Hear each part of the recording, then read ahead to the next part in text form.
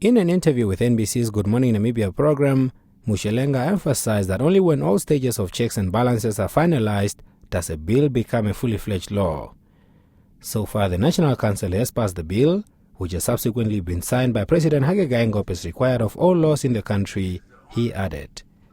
He also reiterated Namibia's commitment to protect journalists against arrest, detention, disappearance or killings by virtue of doing their work. Now, perhaps to preempt your question, you would want to ask me how long does it take? As you know, we have a division of labor, a separation of power. I am a member of the executive. I do not dictate to the legislature as to how long it must take. Otherwise, it does not augur well with the principle for separation of power and democracy that we are actually talking about. Yes. So, but once that process has been completed, it becomes a law. Mushelenga, on his part, also denied assertion of failing to provide information to journalists, saying he has maintained an open-door policy to media practitioners throughout his political career. He, however, also advised journalists to desist from accessing information from unauthorized officials and to be wary of times when newsmakers are in meetings, such as cabinet, when they are inaccessible.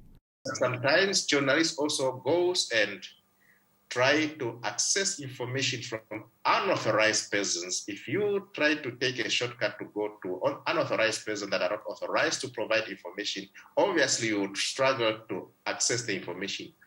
Or, as I used to tell them, if you also try wrong times, when you call cabinet ministers on a Tuesday morning, when you know very well that they're in cabinet, you will not be able to access what you are looking for.